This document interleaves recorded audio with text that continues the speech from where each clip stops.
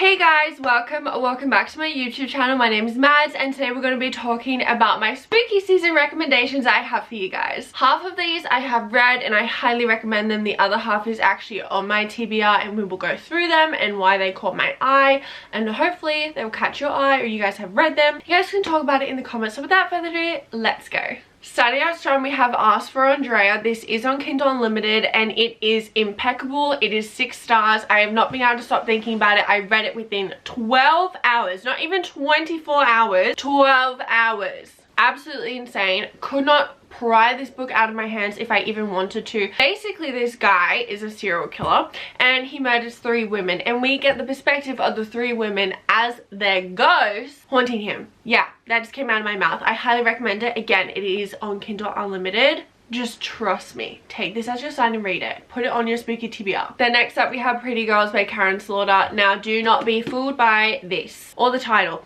This is probably one of the most gruesome reads I've ever read. I was completely warned before going in. I knew that it was dark. I knew that there was lots of triggers and I knew that it was gruesome. Did I realize that it was going to be that gruesome?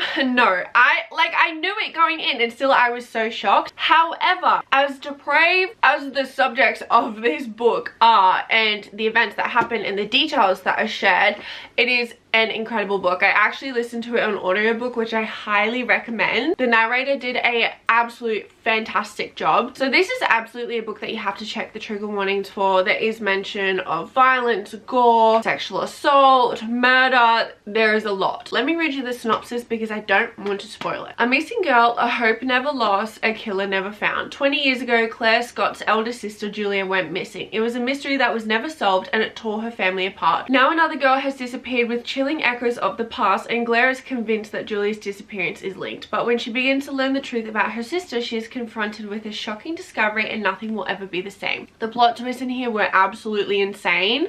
Crazy. Next up we have Someone Is Always Watching by Kelly Armstrong. This is YA and it definitely gives the vibes of Don't Worry Darling, in the sense that you're reading it and you know that something is wrong and you just can't pinpoint what it is, and then when it actually happens and when you find out along with the main characters, you are shocked. They're in high school. So one of their best friends kind of has like a mental breakdown, but then like something else kind of weird is happening, and even the characters are going, something fishy is happening and they're trying to figure out what it is basically, and I just can't say anything else without spoiling it. So if you like Don't Worry Darling, if you like psychological thrillers, this is absolutely for you and up your alley, and the plot twists are really good and I highly recommend it. Next up we have Deadly Occupants. This is Pretty Little Lies meets Paranormal Activity. Basically 4 college girls go to a haunted house tour on Halloween night instead of throwing a housewarming party for themselves, and then some weird creepy shit happens at the house and they get attacked. They go back to their off-campus house that they just moved into, only to find out that they're literally getting haunted for months, and obviously something has like followed them back, and it's just really interesting. Hi, my name is Mads. I actually wrote her. She is now out. She's available on Kindle Unlimited, and if you want this stunning cover you can get her off of Amazon. We also have the Ouija board. I will read the synopsis for you just in case you want a little bit more information on that. A haunted house tour on Halloween night with 3 of her college best friends takes a twisted turn as Blair barely escapes with her life. The night may have ended, but the horrors are just beginning. Soon after, their own home seems to come alive, making them question if they're truly alone. As the paranormal activity rises to a fear-filled high, Blair discovers that the house isn't the only thing haunting her, but also her past. Now Blair faces the challenge of solving the devastating mystery or risk succumbing to the same torturous fate. So that's still The Occupants. Everyone is absolutely loving her at the moment. It released on September 10th and so far the reviews are really great and people are really liking her, and I'm so glad because I love everything spooky and paranormal.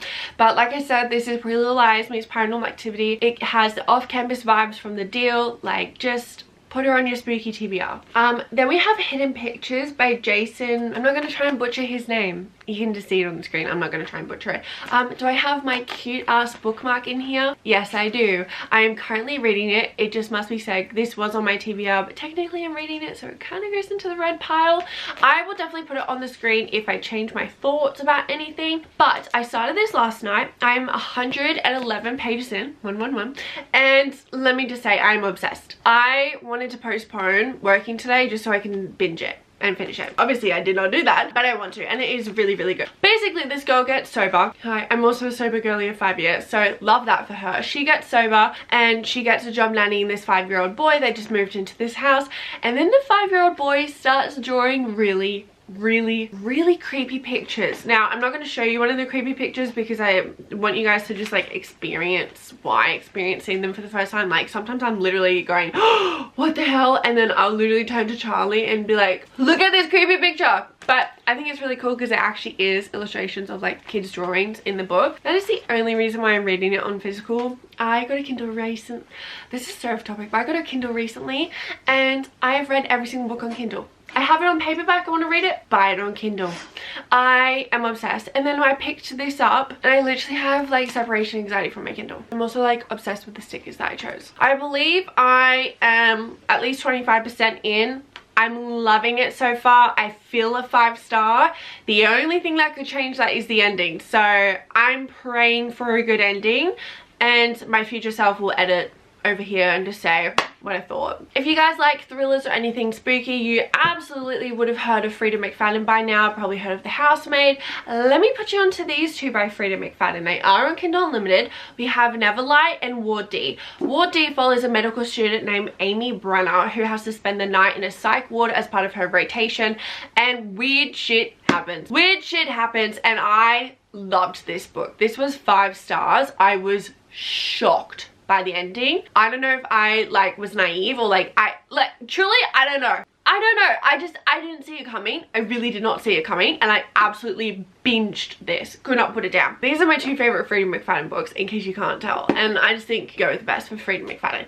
Never Lie is very interesting. Newlyweds Trisha and Ethan are searching for the house of their dreams, but when they visit the remote manor that once belonged to Dr. Adrian Hale, a renowned psychiatrist who vanished without a trace 4 years earlier, a violent winter storm traps them at the estate, with no chance of escape until the blizzard comes to an end. In search of a book to keep her entertained until the snow abates, Trisha happens upon a secret room, one that contains audio transcripts from every single patient Dr. Hale has ever interviewed. As Trisha listens to the cassette tape, she learns about the terrifying chain of events leading up to Dr. Hale's mysterious disappearance. And then Trisha reaches for the final cassette, the one that reveals the entire horrifying truth. It is so incredible. These 2 books are like, at least the videos that I see and at least the people that I watch for reviews, these are the ones that like highly praised. They are amazing and they are praised for a reason, and they are on Kindle Unlimited. Then we have The Haunting by Natasha Preston. Do not be fooled, there is no haunting in this. I, truth be told, don't really know why it's called The Haunting. However, ignore the title in this. It is an amazing book, which I am shocked, because let me tell you, I love Natasha Preston. She is the author that got me into reading, so I feel like I quite literally owe her, because now that I'm a writer, I'm like, thank you girl for getting me into reading. But she is notorious for her endings. They either make you cry, scream, or chuck a book across the room. I was so infuriated when I read the ending of this book, so much so that it literally bumped it down a star for me, because sometimes her endings are really good, but this one just felt it was not necessary. However, tell me why a literal year later, I remember the weekend that I read it, I can't stop thinking about this book. I stare at this book all the time, and I'm absolutely going to do a reread this spooky season. It is so incredibly good, and I just think that that's crazy. That even though I hated the ending, I just adore this book so much. So let me read you the synopsis. Penny knows she must forget about her ex, Nash, ever since his father was revealed as the brutal serial killer who traumatized this small town last Halloween. Penny's parents have forbidden her to have anything to do with Nash or his family. It's hard not to think of him, but she's trying. That stops when she goes shopping with friends for a costume.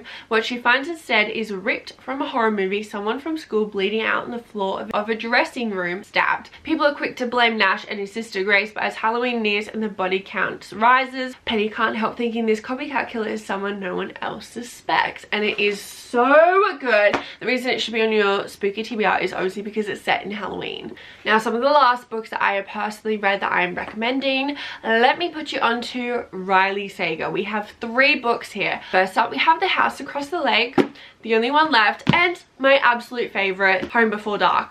opens me up to a whole new genre. And this is Infinity Stars for me, one of my god tier books. It is incredible. So I'm going to save the best for last. The House Across the Lake. I was gobbling this up. The only reason this book is not 5 stars for me is because I was shocked at the ending, and towards the last like 25% that paranormal play came in. I'm going to say review. I just didn't see any reviews and I didn't see it going in that direction. Now knowing that, if I went in knowing that there was some type of paranormal play, I would have absolutely loved it. It just shocked me so much that it completely pulled me out of the book.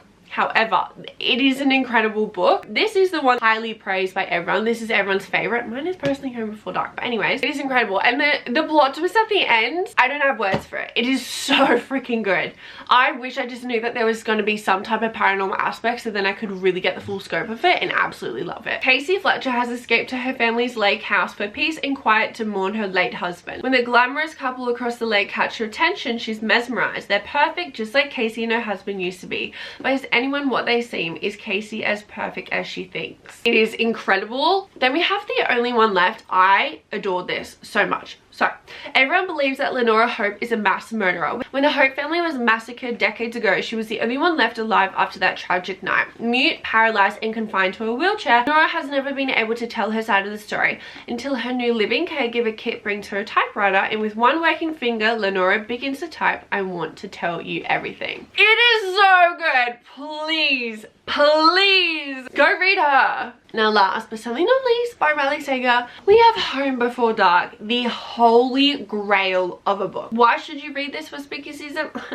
Let me tell you. 25 years ago, Maggie Holt and her family fled a Victorian house in the middle of the night because it was haunted. Maggie Holt has no recollection of this. She doesn't really have any memories of what happened in the house, but her father goes on to write a New York Times best-selling novel about what happened in the said house. And when he passes away and she finds out that she has inherited the said haunted house that he said she can never set foot in again, she goes back because she's like, okay, I have no memories. Like, my father died. I think that he's lying. I thought that he was alive his entire life. I didn't believe this. Let's go see if the house is really haunted.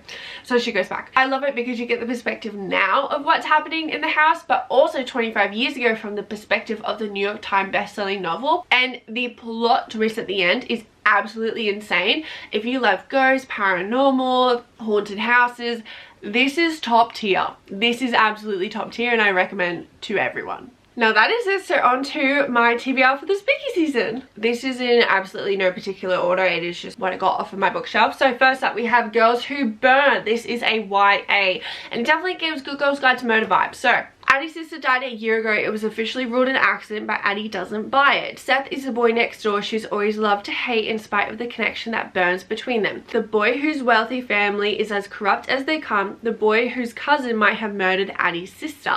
Can Addie convince Seth to team up to uncover the truth, or will they become the killer's next victim? So it's a whodunit, and I like it. Then we've got That's Not My Name by Megan Lally, and this one sounds so good. Shivering and bruised, a teen wakes up on the side of a dirt road with no memory of how she got there or who she is. The police don't know where she came from until a frantic man arrives at the station. He's been searching for her for hours. He has her school ID, her birth certificate, and even family photos. He is her father. Her name is Mary, or so he says. This is also YA. Another YA one, and this is the last YA one in case you guys don't like YA. Tell me what really happened. There are stories about the woods around Salvation Creek about the people who have gone missing. Now their friend is one of them. It was all her idea. They would get away from their parents and spend the weekend camping down by Salvation Creek. The 5 of them would make small steal kisses, share secrets, but sometime around midnight she vanished. Now the 4 friends who came back are under suspicion, and they each have a very different story to tell about what happened in the woods. What are they hiding? Who is lying? Dark truths must come to light if their friend is to be found, alive or dead. The clock is ticking. Oh my god!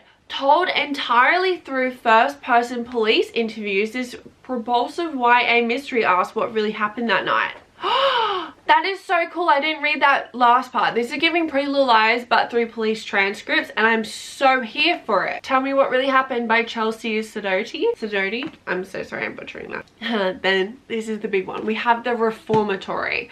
I have heard endless praise about this book. I've not heard a single bad thing about this, and if you have a bad thing to say about it, please don't tell me. I want to be delusional. This is a haunting ghost story. However, it is deep and apparently gut-wrenching, so let's see why. Following a trivial scuffle with a white boy, 12-year-old Robert Stevens Jr. is sent to the Gracetown School for Boys, but the segregated reformatory is a chamber of horrors haunted by the boys that have died there. In order to survive the sadistic school warden and the evils meted out in his funhouse, Robert must enlist the help of the school's ghosts, only they have their own motivations. It's definitely heavy, it's going to pack a punch, but it's also a ghost story. Then we have Just Like Home by Sarah Galley. I hope I'm saying that correctly. Going home is always hard. For Vera, going home means returning to the notorious Crowder house where her serial killer father murdered his victims and buried their bodies beneath.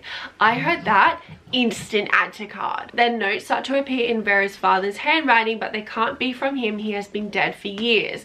Vera thought the house had given up all its secrets, but now she must uncover how deep the rot goes. Then we have The Invited by Jennifer. The quest for a simpler life, Helen and Nate have abandoned the comforts of suburbia to take up residence on 44 acres of rural land where they will begin the ultimate aspirational to-do-it-yourself project, building the house of their dream. When they discover that this beautiful property has a dark and violent past, Helen, a former history teacher, becomes consumed by the local legend of Hattie Breckenridge, I think that's it. A woman who lived and died there a century ago. With her passion for artifacts, Helen finds special materials to incorporate into the house. A beam from an old schoolroom, bricks from a mill, a mantle from a farmhouse, objects that draw her deeper into the story of Hattie and her descendants, 3 generations of Breckenridge women, each of whom died suspiciously. As the building project progresses, the house will become a place of menace and unfinished business. A new home, now haunted, that beckons its owners and their neighbors toward unimaginable danger. I think I'm going to cry. I tripped. And this is the one that I was so excited for. If I end up loving it, I will get another copy. But it's okay. Pain with a capital P. Okay, this sounds really good, but except, hello, are you stupid? Are you stupid? Everyone knows not to take stuff from a dead person. You will get haunted. Then we have Kill Creek. I really want to go into this blind. Like, really want to go into this blind. Okay, so this is the only thing that I will read for you guys. It was supposed to be a simple publicity stunt. 4 famous horror authors spending the night in one of the world's most notorious haunted houses. Are you kidding? Like, this just screams spooky season. I cannot wait to read this. I swear October I'm just gonna read thrillers. Then we have Where He Can't Find You by Darcy Coates. Darcy Coates also does a lot of paranormal ghost stories. I've only read one other one of hers. It was okay. I just didn't like the ending, but she's very highly talked about in the paranormal ghosty book world. Don't walk home or the Stitcher will find you. Don't stay out late or the Stitcher will take you. Don't close your eyes or the Stitcher will remake you. So basically, Abbey Ward lives in a town haunted by disappearances. People vanish, and when they're found, their bodies have been dismembered and sewn back together in unnatural ways. But is it the work of a human killer or something far darker? So her and her younger sister live by those 3 strict rules that I just said. And then her sister, which her name is Hope, which is so ironic, goes missing, and the countdown is on and they have to find her. Then we have another Darcy Coates book, which is Ghost Camera. I've heard amazing things about this, and yet I have no clue what it's about, and I don't really want to spoil it for myself because I really want to go into this completely blind. Obviously it's a haunting ghost story about a camera. I read it! It sounds so good! It sounds so good! Okay, I just can't help it sometimes. I love how I'm like, I'm going in blind, I'm not telling you guys. I was like reading. When Janine finds an abandoned Polaroid camera, she playfully snaps a photo without a second thought, but there's something wrong with the image. A ghostly figure stands in the background watching her, fixated on her, moving one step closer with every picture she takes. Are you joking? This whole video is just me being so excited about the books that I plan to read. Okay, then we have Murder Road. If you see her, you'll be next. This one I'm actually not going to read because this one I kind of really want to go in blind. I don't want to have any expectations for it, obviously, with the image and stuff and the title. Like, you can just tell. If you see her, you're gonna die, which is really interesting because there is actually like an urban legend near me, and that there's this girl who's a ghost in a white dress that haunts everyone, and like you can see her sometimes in the backseat of your car if you look in the rear view mirror. So I might read that and then go drive on the road because I love to torture myself. Now last and certainly not least for this video, we used to live here. Now stupidly, some people come knocking on someone's door that they just moved into and they're like, oh, we used to live here, can we come take a look around? We have so many memories. And then they're idiots and they let them in. And obviously weird shit starts happening. So that's that. I swear a lot of these paranormal like spooky thriller books, it's just the main characters being really dumb. But I have heard really good things. And that is it. Those are my spooky recommendations for you guys, and that is also the TBR that I have for myself for spooky season. I think you guys can really tell by all the books that I've mentioned like what my type of vibe is and like the books I like to read. So if you guys have recommendations for me, absolutely put it down in the comments below. I am taking so many book recommendations because I love book recommendations, because I just love books. Anyways, I hope that you guys like this video, and thank you so much for watching. Mwah! Bye!